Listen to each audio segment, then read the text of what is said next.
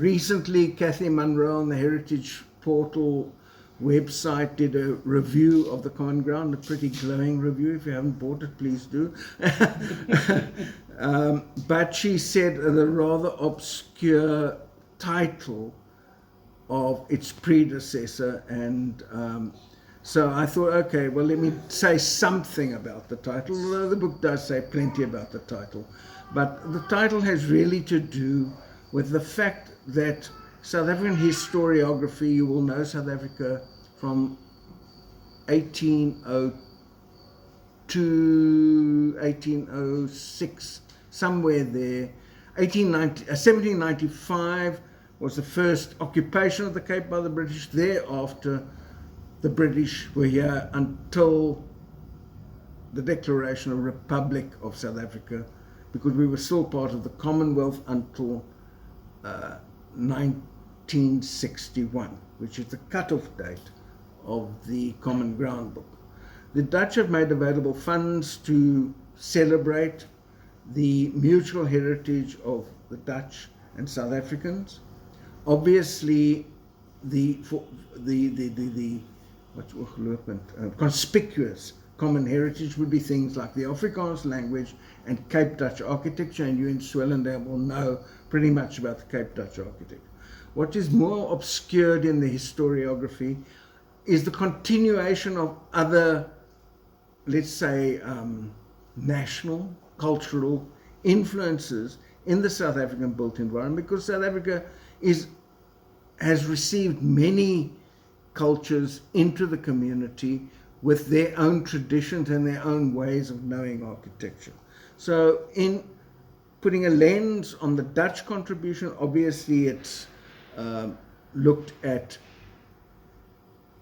or tried to move that historiography, not necessarily away from, but broaden that historiography and embrace a wider scope of influences. And I do believe the way forward in South Africa, particularly with the fees must fall, the decolonialization, is to broaden even further this aspect of South African, and particularly architectural, but in every cultural historiography.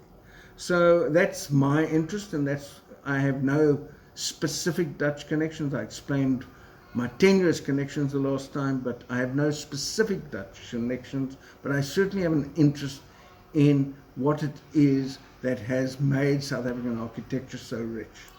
So here is a very recent post from the Van der Stel Foundation, and with a quote from myself, the Victorian.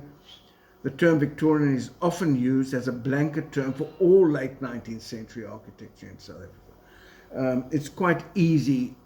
I've heard it. I hear it even from my colleagues who should know better. Oh, but that's, if it's late 19th century, which is high Victorian, it's Victorian.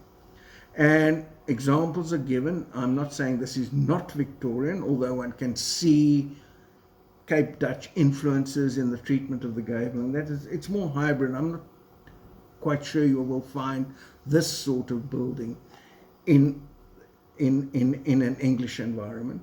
I think it's particularly South African, to tell you the truth. And the other thing is that Victorian, having Victorian as a style is not really a style term. It's a period term. It's a time of the reign of Victoria. And so what we did, and it was probably a bit obstreperous, is we decided, okay, in looking at the stylistic influences, although they're all eclectic, the eclecticism is true of all late 19th century architecture. It's a time of colonialism, or late colonialism. It's a time of many cultural influences, and all those influences are brought back to the countries of the colonies and are disseminated in the way they do things. And let us look at, in terms of the Dutch, who is the reigning monarch. She's not reigning, although she ascended in the throne in 1890, she was the monarch and the youngest female monarch, European monarch, at the time that Victoria was the oldest female monarch, from which we derive the term Victorian. So we coined the term Wilhelmins in Afrikaans, because Wilhelmine is already used for that period of German influence in Southwest Africa, as it was in German Southwest Africa. So we couldn't take the same term, but we took the term Wilhelmins. And it is to acknowledge that it's the Dutch influence in the time of her life, which is towards the end of the reign of Victoria. And you can see in the timeline the crossover. And this is not this is early fake news. This is a photo montage, but I picked it up on Wikipedia. Although she did meet with Wilhelmina, she did as a teenager, and when she came to the throne, went over to England to meet with Wilhelmina. So there is obviously the royal connection. I don't think they're directly blood related, but in that time that Wilhelmina as queen met Victoria, so Kruger was setting up in the then what we call Transvaal Republic, but which is in actual fact the Zuid-Afrikaanse Republic, would be confusing in translation, South African Republic, which is what we are today. So we call it the Transvaal Republic. But in that time, Kruger, with the monies that were being generated through the mines, the opening of the gold mines on the Rand, was using those monies to establish a public works in I've got the wrong date here now, by the way, it's 1887, in the so-called Transvaal Republic. And he very deliberately chose to import Dutch civil servants, Dutch architects, Dutch engineers, and so forth, in order to free the Transvaal, South African Republic as it was, from British hegemony.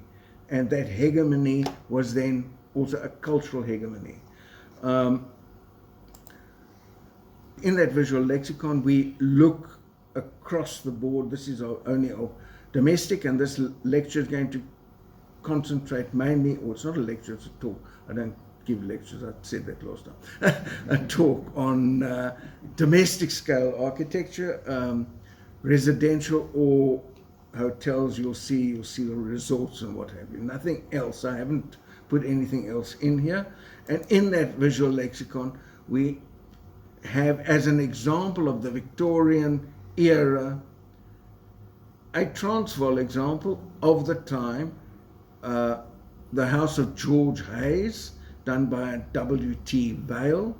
And one will see I don't think anybody would hesitate to classify this as Victorian, even though it's architecture being done in the so-called Transvaal Republic. And one sees all the elements, one sees all the bits and pieces, the eclecticism, the unmatched gables, the onion-type domes, the cast iron railings, all products of industry for which the British were producing, which were being exported to wherever they could find a market, even beyond then the borders of the colonies, which were then Natal and the Cape, and into the Transvaal.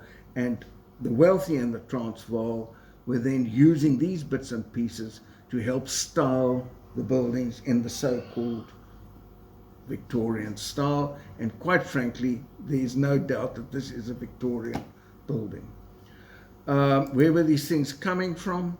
Well, in the Cape, there was, well, in Scotland, there were the McFarlane's castings. There were others, of course, but McFarlane's are the most famous. You see the British crest, coat of arms, and they had an agent in one, Charles Freeman, and he came from England. He arrived in Natal Public Works. He worked for Natal Public Works.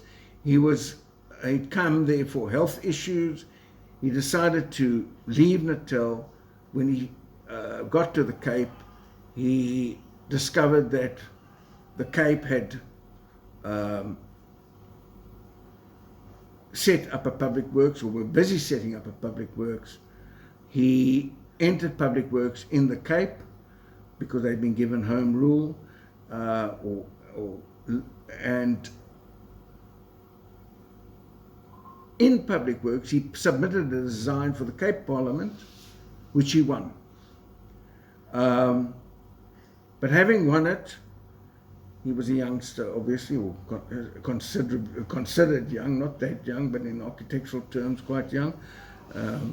And the cost of the buildings and the inexperience of himself in this scale of design, he was dismissed, obviously still in public works, but he resigned from the Cape Colony Public Works, established private practice, and one of his contemporaries, Cope Christie, said he was luckily to get engaged by this architect, but found he was most unprofessional being an agent for Macfarlane's Castings and Plate Glass. Naturally, every building had the materials freely used. And the present expense of plate glass shop fronts in Adderley Street is greatly due to Charles Freeman. He'd actually built the commercial street of Adderley Street, and obviously did well enough out of that. And if you read his biography, it is there on the Artifacts website. He never actually went into the registered professional side of architecture. He was quite happy to be a free agent and advertise his services and whatever was needed to build his building, which is a good way to make money as an architect. In the 1950s, so here we have what is going on in what was going on in that period in the late Victorian, in the old republics. We have what was going on in the Cape in the late period of Victorian as colonies, and in the 1950s we actually do have these books published by Desiree Picton Seymour, and she just did the lino cuts by way of illustration. The texts were written by this R.I.B. Webster. I'm not too sure what his profession was, but the two little books actually do distinguish and recognize that distinction between Cape Victorian and Transvaal Republican, as she calls it. And I think that's the first piece of published material that is quite explicit about the separation between these two episodes of architectural history in the country. She later publishes, 1977, it's called Victorian Buildings, but in that book she does have chapters where she embellishes on the idea of Transvaal Republican architecture. So it's not as if it's not recognized, it's not as if it's not acknowledged, but it is subsumed within the broader category of Victorian buildings. So it's not yet given its own distinct status. Later, and I think his name is Oost, publishes a book on the Dutch overseas. It's when the Dutch, late in the early 20th century, start investigating their colonial legacies in the old colonies, in Sumatra, Dutch Guiana, etc. And obviously Cape Dutch published this volume. I have that copy, but it's not here, it's at the university.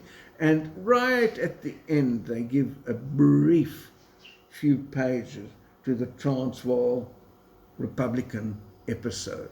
And this sort of spurred us to look at, well, what was this all about anyway, and how much is there? And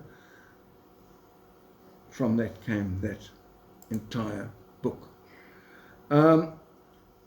prior to that, and I spoke about De Wit the last time I spoke on the Common Ground book.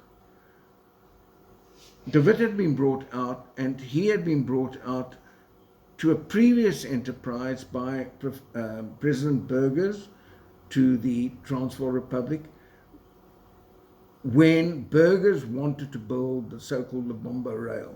The Transvaal Republic always had this ambition to free themselves from the British hegemony and have connection to the sea for export-import through the Lorenzo Marques port.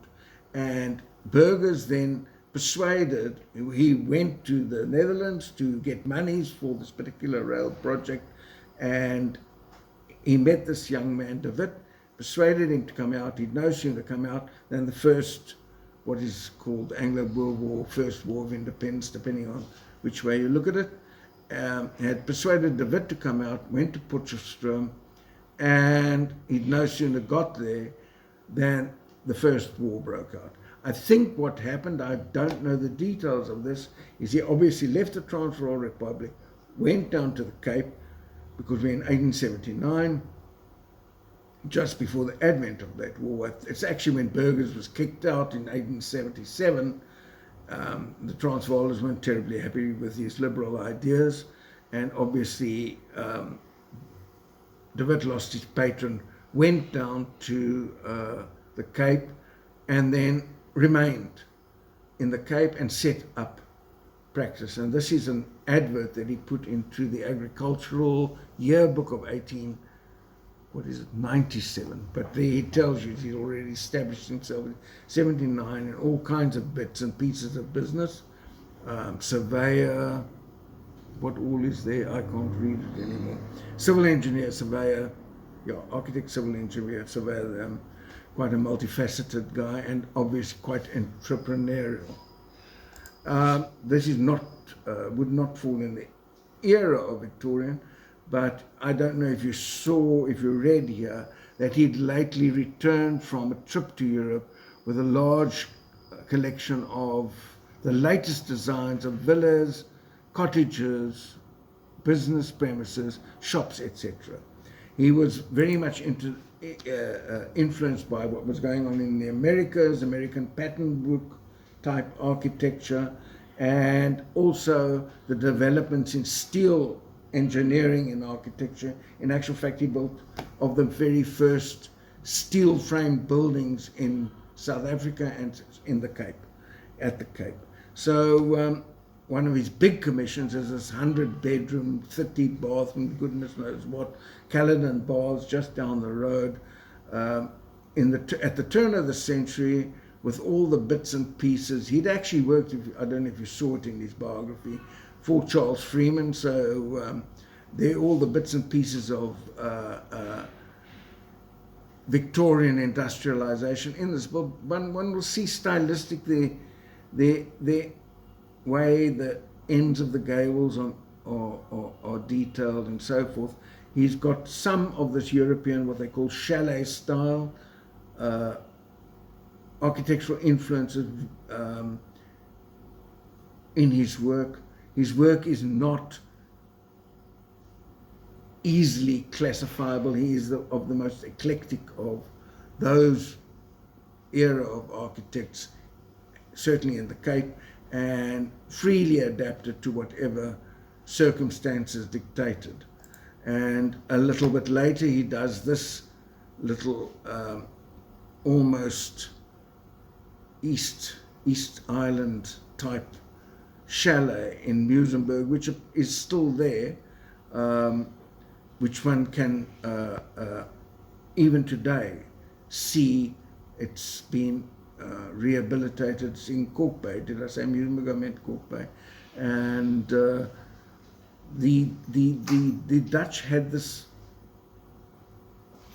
fascination also with the chalet style as being emblematic of high altitudes, the health of the mountains, etc., etc., etc., which also influenced the kind of architecture they produced here in South Africa.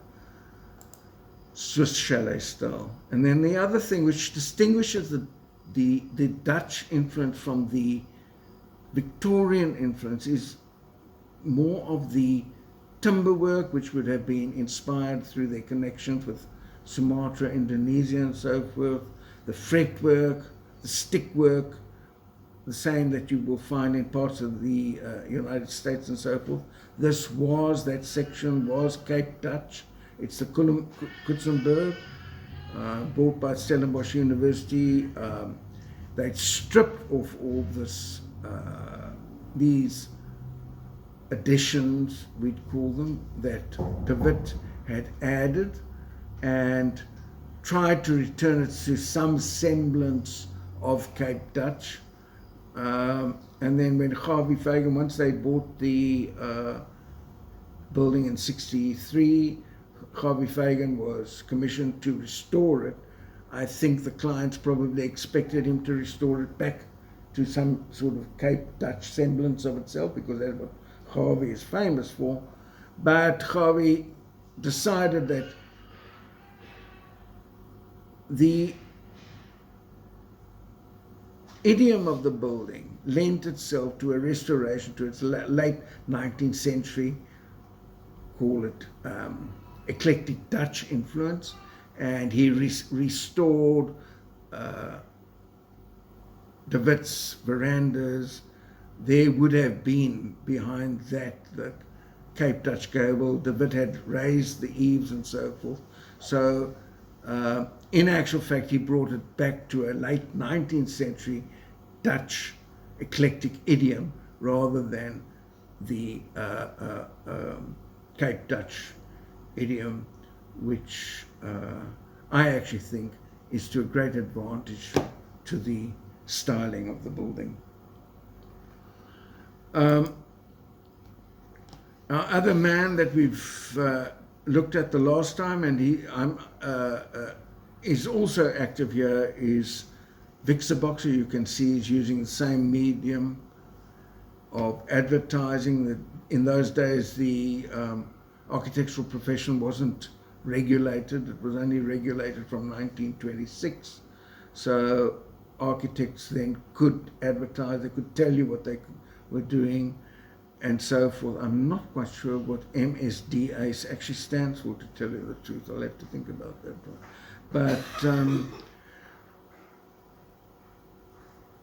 he was also active in the Cape,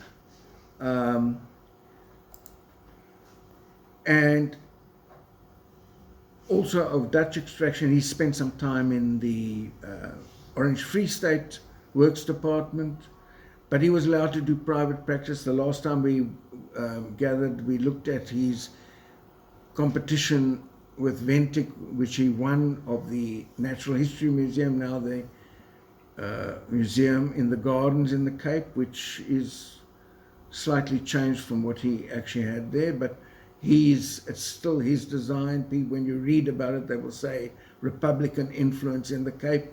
I think I take issue with Republican. It's not Republican. They came to the South Africa with their fixed ideas of what these styles were about and what they would be, and they actually imported them, obviously modified to suit local circumstances, but certainly it has that idiom of the buildings they were doing up in the Transvaal, the old South African Republic as it was at the time. He left the Cape in the times of the Anglo-Boer War, obviously because, difficulties for people of Dutch extraction and having been in the old Transvaal Republic. But he did come back after the war. He went then to Oudtshoorn. In Oudtshoorn, he joined up with Bullock, the English architect, and did buildings for the booming feather industry. We can look at one or two of them. In Oudtshoorn, he also did work on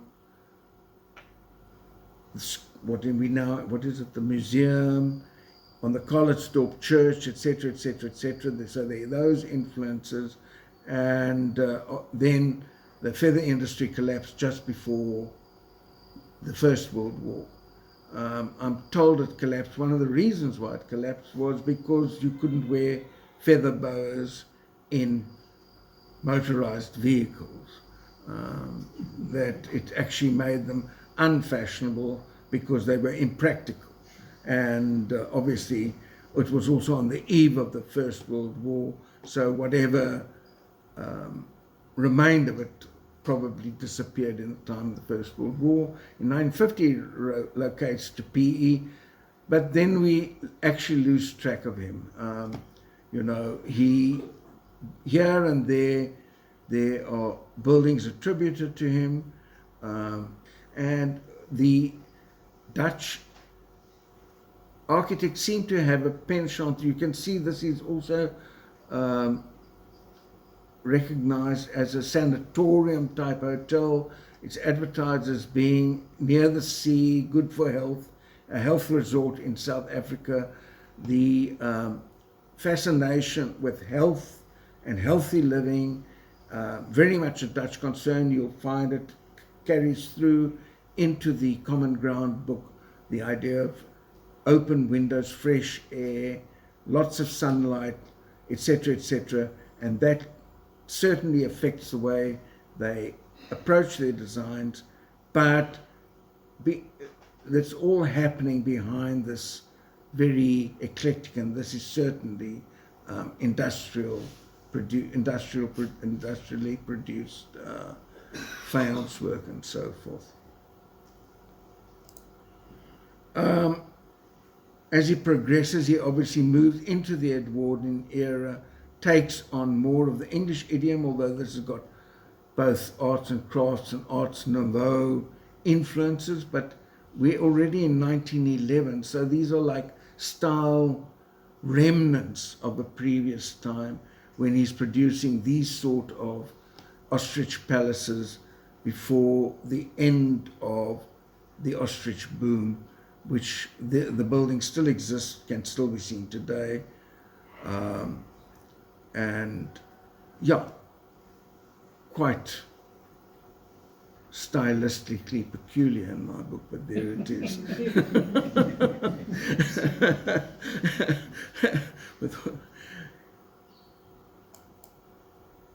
Yeah, and then just to ease off, take you back to Melrose House, and this is really just to say that these buildings still attract attention. There's a book being produced today, RSA 365, strangely enough by Frank's first cousin 5 times removed or something, Sean Gaylord, has produced 365 drawings during the COVID pandemic.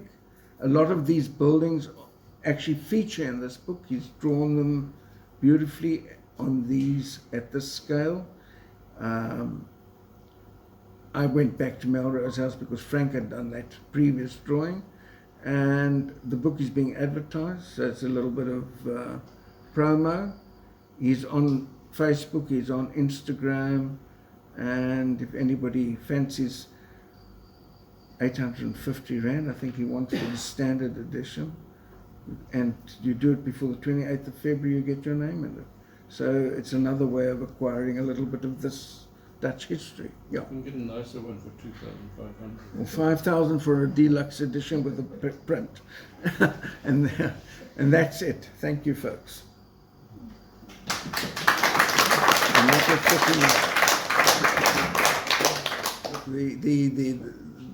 I mean, obviously the complexities of this in terms of discussing things stylistically become vast, and bringing everything that is influential is, yeah, one could do a semester talk on where all these influences come from and what the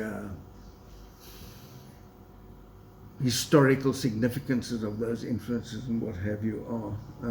As I said, I've only looked at the domestic side of this, and I've only looked at the Cape influences, which is not as strong. It's only those couple of architects from this era who ever came to the Cape, very few of them in actual fact. But if you look around, not in Swellendam, I haven't yet picked up in Swellendam any of these stylistic influences. But certainly when we go to Bredasdorp, De Wit was in Bredasdorp, and I see buildings that I swear are designed by De Wit. When you ride to Worcester and you're coming towards Worcester, there are buildings standing out in the farmlands and also towards Wellington. And De Wit was particularly influential in Paarl. So the minute I think the rural or semi-rural Afrikaans communities or Afrikaans community were more receptive to these influences, these style influences, and you certainly find those buildings if you located in the rural Cape, and to my mind they're quite distinctive, but to tell you what makes them distinctive I find quite difficult.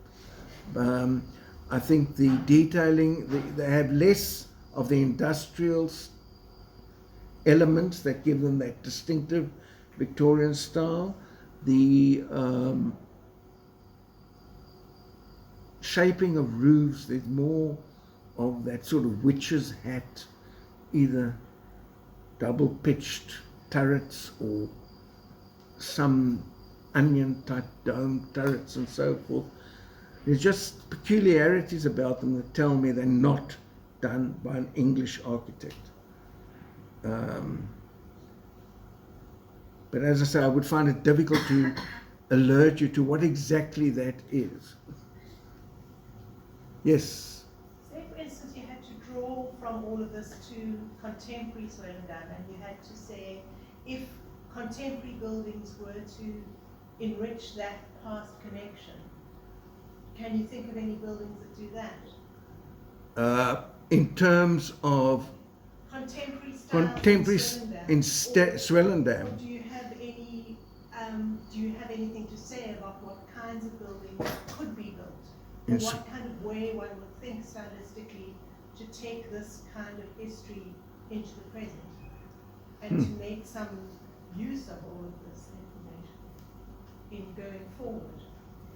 Look, it's an interesting question. It's a difficult question, and I don't think it has an easy answer, because I actually think that what makes architecture relevant is a sensitivity to its place. And that's not stylistic. You know, we talk, we like to categorize by style, but style is actually the way, it's generally retrospective. The way we identify buildings is stylistically, because we recognize things that attach it to a period, attach it to a person, attach it to a tradition, etc., etc. But what gives it style is the way it finds itself in its place and how it responds to all those things that give it style. So the question I would say is, what is it about contemporary Swellendam to which the architect can react in order to create an identity? If one had to build a new building here, yes, that enriched the architecture of the town rather than depleting it. And I think what the problem with sort of modernist form follows function type of ideas is that people follow that kind of thing down into kind of hideous. Yeah, I think anything that looks like it's landed cannot be appropriate, even no matter how beautiful it is. Yeah. If it's foreign, if it feels foreign and looks foreign, it is foreign. But so what it should be, I've no idea. Yes. Because but there should be something but one could do but it should feel Like a comfortable where, contemporary if you style. recognize it as being comfortable where it finds itself, Yes, then I would say it's appropriate, yes. yes. One might start then finding, I as a historian would start finding influences, start finding Yes. connections, etc., Something that's etc. kind of rich and evokes that Yeah, stuff, as opposed but- to stuff that just shuts down the conversation. Yeah. So, but I can't tell you what it should be. Yes. I can tell you how I think it should be. I'd love to know. Just answer. Yes, if you stand in Pretoria and you look at the old Raadsaal, Yes. or Kruger, Yes. and you move towards Café La Riche, Yes. and there are three little buildings. Correct. Correct. The one is the Nederlandse Bank, Correct. and I The can't remember Zwan. the other two. The Zwan and the law, what they call the law chambers. Yes. Yes. Are they typical Dutch design? I wouldn't call them typical Dutch design, but they certainly typically influence Dutch design. I The, see. the Nederlandse Bank Yeah. is, it's what they call a speklaag. It's brick and stone banding, stone detailing. It's door furnishing, and that comes out of the Netherlands. But then some of the materials are Praetorian. It's got the most magnificent staircase with Pellendaber slate landings and what have you. So some of that material locally sourced and used. So it and it's so if you know that, then you can say, but it's not Dutch because some of the materials are not Dutch. I see. But some of the styling is Dutch, but there's also a more expansive way of occupying a site that you can't have in the Netherlands. Because the Netherlands is tight. You know, you have less street facade, less space for that kind of expression, particularly for commercial buildings. So, yes and no. That clarifies. Yes. Do you know what Dutch architects of the period would have thought of these buildings in South Africa? What the Dutch architects would have thought of the buildings in South Africa. Yes, so architects in the Netherlands seeing the buildings that were built here, whether it would have been something that they would have approved of, or whether they would have thought, yeah, it was something. At the time, I've no idea, but certainly there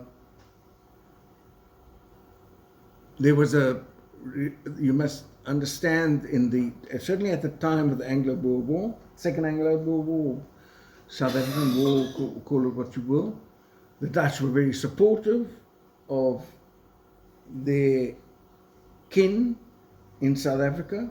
I mean, a lot of those Dutch people who came to the Transvaal Republic took on Transvaal citizenship and fought with the Boers.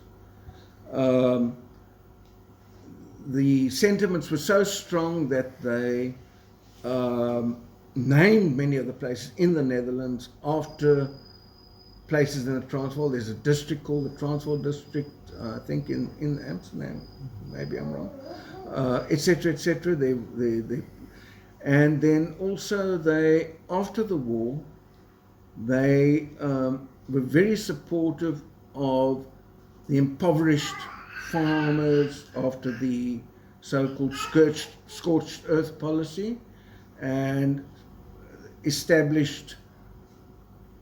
helped establish, fund and establish, but this is through the citizenry, not through the things like the Moedersbond, the Zuid-Afrikaanse Hospitaal, etc., etc. A place like Dullstroom was created by Dutch immigrants, encouraged to come to South Africa to help repopulate the platteland. But what would they have thought of these buildings? I think they would have recognized some sort of Dutch influence. Whether they would have thought them good, bad, or mediocre, I don't know. certainly the Dutch who come today are very appreciative of what they find. The colleagues that I work with are actually quite surprised, I think, to find what is recognizable, although still foreign, in what is here in South Africa that has that Dutch influence.